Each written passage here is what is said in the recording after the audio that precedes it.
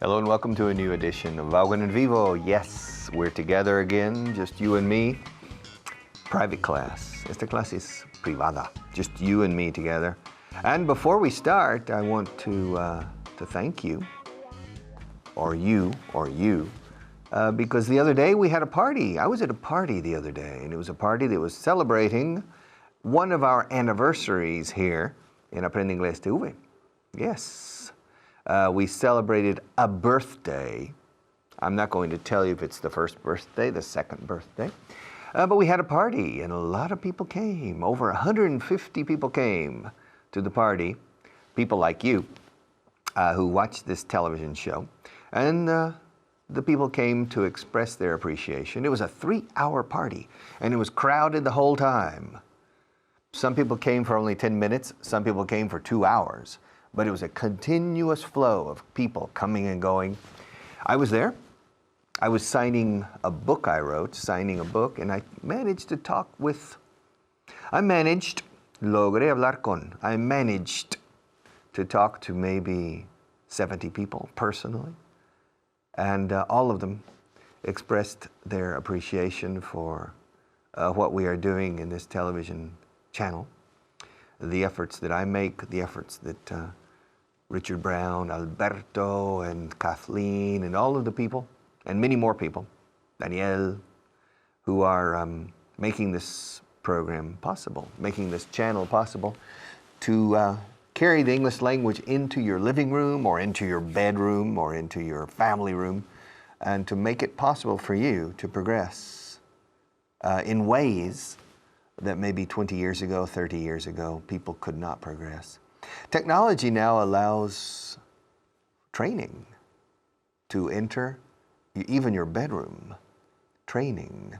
It's interesting that television, la plataforma, lo que es televisión como plataforma de llegada al público, normally is for news and entertainment, sometimes documentaries, but not really for training, education.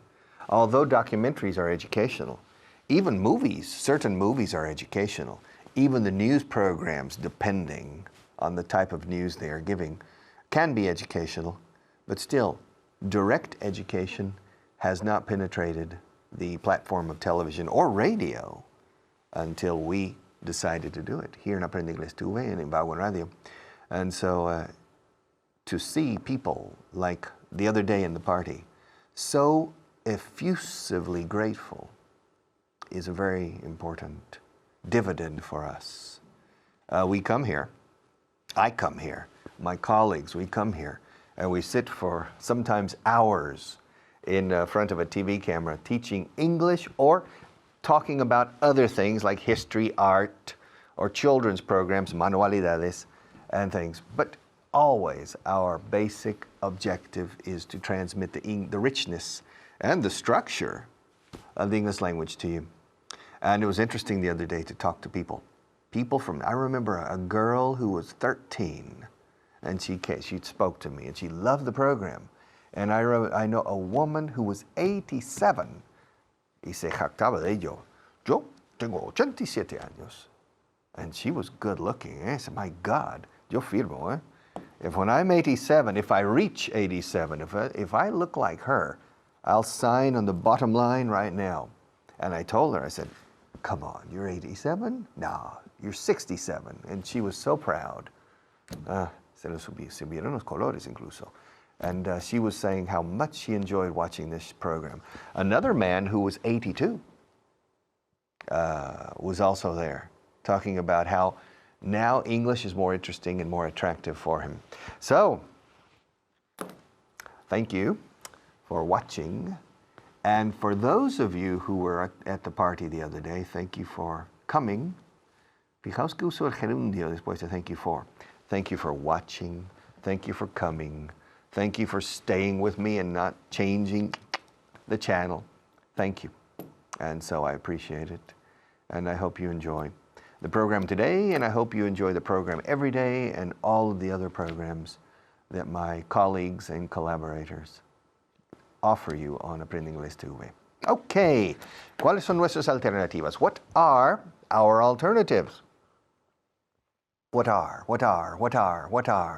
Casi suena como el país Qatar. What are our alternatives? Your alternatives are very clear. You have two alternatives. Number one, learn English. Number two, forget about it. I prefer that you learn it. Now, if you choose alternative number two, alternative number one, forget it. Don't worry about English. If you don't need it, and you don't think you will ever need it, aquí uso ever, means jamás lo necesitarás. If you don't think you will ever, y digo ever porque don't, do not es el agente negador de esta frase. Entonces, todo lo demás tiene que ser neutro, no negativo.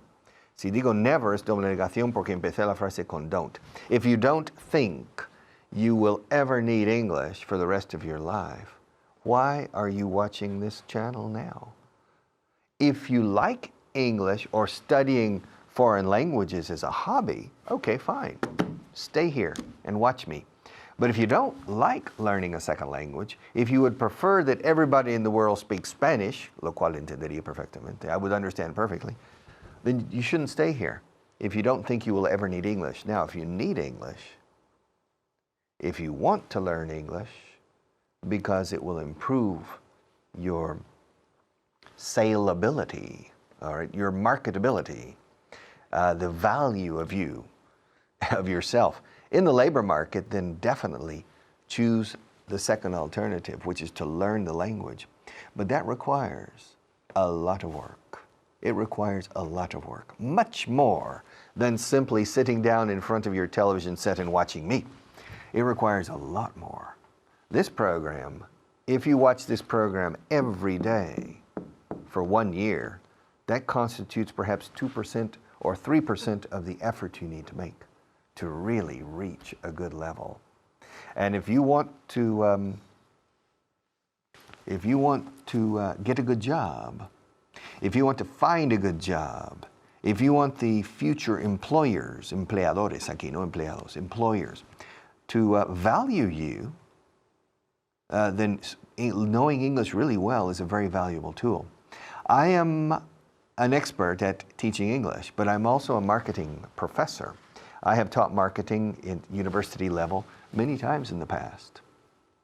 And one of the basic pillars, hay tres pilares básicos, but one of the basic pillars of marketing is product differentiation. If I make ceramic cups, in which all ceramic cups are basically the same, it's made of the same material, the same chemical composition, I have to do something with my cups to make them different. Okay? So that people prefer my cups over the competition. That's what you call product differentiation. Okay? When a car company says, las prestaciones de nuestro coche, the features, escrito features, the características, the features on our car are superior to the features on other cars. It's an attempt, un intento. It's an attempt to create product differentiation.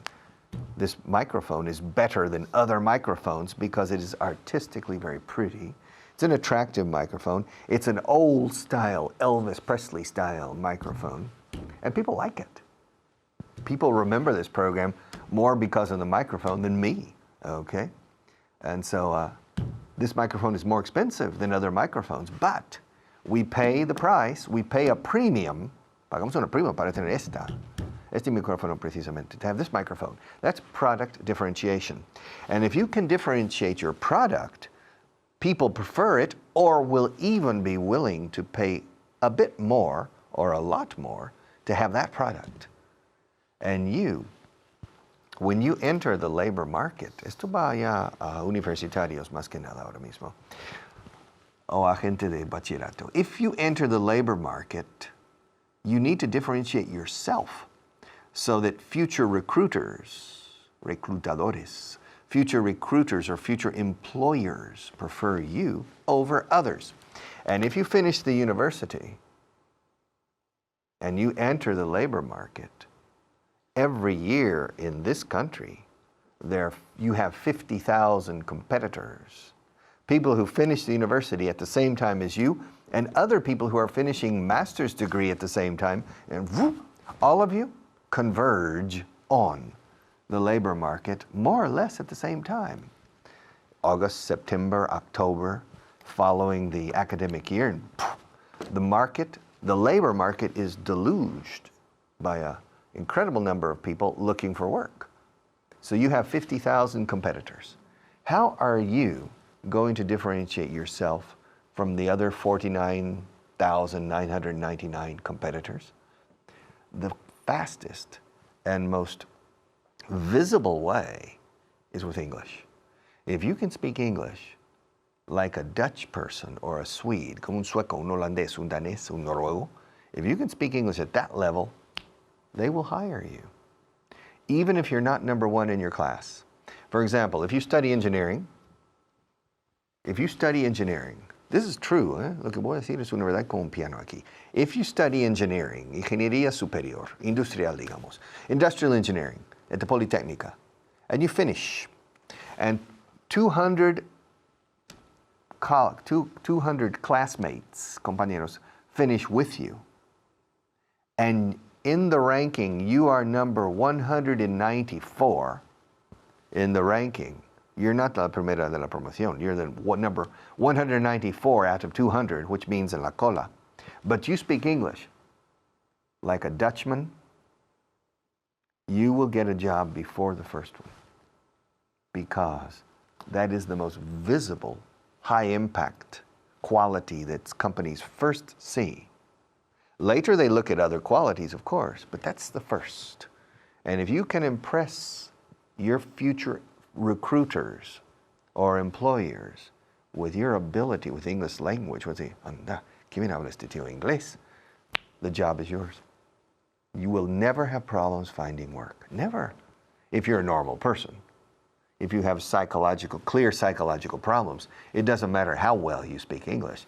You will have some problems. But if you're a normal person, not a brilliant student, not with a brilliant transcript, que es expediente académico, but your English da cuatro vueltas a los demás, the job is yours.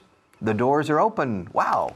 Alternatives. Option 1, option 2, option 3, option 4. Me quieren mucho aquí en este mercado laboral. ¿Por qué será? Because of your English. Because of your English. Not because you're number one in de la Polytechnica. Not because you're tall or short or good looking. It's because of your English. Okay. So, ¿cuáles son nuestras alternativas? Muy pocas si no sabemos inglés. Very few alternatives if we don't know English. If we know English well, the alternatives expand surprisingly. Aparca donde puedas cuando vengas mañana. Park wherever you can. Aterriza donde puedas. Land where you can. Okay? The name of that movie in English was simply Airplane. The translation into Spanish was Land Where You Can, or Wherever You Can. Okay? Y esto dice aparca donde puedas. Park wherever you can. Usually it's easy to find a parking place or a parking space. Se dicen las dos cosas. But when you get here tomorrow, you might have a problem. So park wherever you can. If you see an open place, take it. Okay? Even when you come in through the gate, you're coming tomorrow. Okay, listen, what time? 10:30. All right. Usually there's not too much traffic on the main street at 10:30. You will see this street is very narrow. It's not easy to find this street. So you need to watch. As you're driving, watch to your left, and when you see a blue fence, una valla azul, but a very good, nice color blue. When you see a blue fence, it will stop for a moment, and then it continues. When it stops, it's a little street. So you need to watch carefully, and you turn left. Once you turn, if you see a space, find it, take it. Because when you turn, it's about 300 meters, so it's a good walk, especially if it's raining or snowing like recently. But in any case, when you turn, if you see a free place, park there. So park wherever you can. Because as you get closer, conforme te vas acercando, según te acercas, as, esa simple palabra, dos letritas, is a medida que te acercas, as you get closer to the main door, it gets more and more difficult to find a parking place. So park wherever you can, okay? Park wherever you can. And, or you can park in front of the door and leave the keys with the security guard, because I'll give instructions. I'll give instructions to the security guard that when you, Manolo, when you come tomorrow, to leave your keys with the security guard. But I need to know the make of your car, the model, and the license plate number. I need to know the make, the model, and the license plate number, okay? The make could be Renault, Peugeot, it could be Fiat, it could be BMW, it could be Seat, and then the model, Seat Ibiza, Seat whatever, okay? And the license plate number, el número de la placa de matrícula. License, licencia. Plate, plato, sé lo que es placa. La palabra plate, además de un plato donde comes, es a plate, also son placas como las tectónicas, the tectonic plates. Y luego la placa de matrícula is the license plate, okay? So I need the license plate number. I'll give it to the security guard, and when you come, park wherever you can. But if you don't find any place, leave the car right in front of the door. Come in and leave the keys, and the security guard perhaps will be expecting you. He has your name, and I'll give him your license plate number and the make and model of your car. And then the security guard will ask somebody to watch the car and to move it when it's necessary. All right. Por cierto, ¿dónde dejaste las llaves? Where did you leave the keys? When I go home in the evening, I always leave my keys in one specific place. And it's funny. I'm a man. Esto nos pasa a los hombres, no a las mujeres. Okay, I'm a man. I leave the keys there. Right in that little, there's a little basket. Okay? There's a little basket. And I leave my keys there. And other things. My wallet. Sometimes my telephone. All right. And what's strange is, if for some reason my wife or myself move the keys to a different place, the next morning when I leave home, I walk out without my keys. And I'm walking to my car and says, where are my keys? If I don't see them, I forget about them. That happens to men. We have to see something in order to remember it. For example, if this pen is not in the basket, I completely forget to bring a pen. And when I get here, I have to borrow a pen. Because when I teach, I like to have a pen in my hand when I teach, or at least to have the option of picking up a pen, okay? But if it's not in the famous basket in my house, I completely forget I need a pen. Eso es despistar, ser despistado. I am very absent-minded, con guión en medio. I'm very absent-minded. And if I can't see it, it doesn't exist, and I forget it exists. That happens to people like me who are absent-minded. ¿Dónde dejaste las llaves? Where did you leave? Le have escrito. Where did you leave? Leave también es no me dejes, por favor, no me abandones. La vida sin ti. Don't leave me, darling. What will be of my life? What will happen? Do you remember Scarlett O'Hara at the end of the movie Gone with the Wind? She said to Rhett Butler, don't leave me. What will I do without you? And Rhett Butler says, frankly, my dear, I don't give a damn. I don't give a damn. Literalmente no doy una maldición. Eso es lo que literalmente significa. Me importa un comino. Frankly, my dear, I don't care. Me trae sin cuidado. I don't give a damn. And he turned around and walked out of her life. He walked away. And she closed the door. And of course, she felt lonely. Nobody likes to feel lonely. And those moments of loneliness are moments that everybody experiences at some moment, at some point in life. And for some people, it's very hard. For other people, it's hard, but not as hard.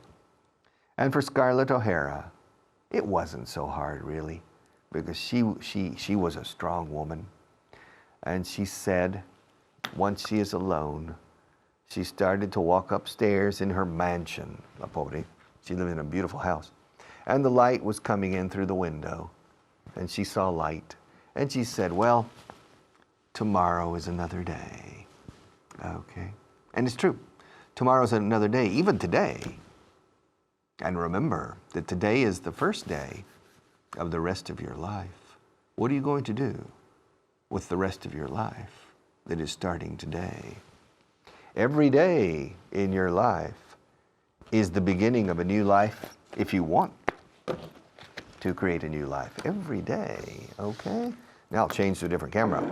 So, ¿Dónde dejaste las llaves? Where did you leave the keys? I don't know.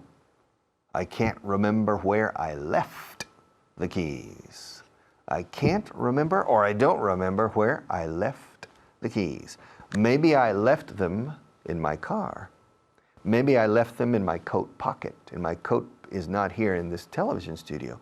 Maybe I left them under the microphone.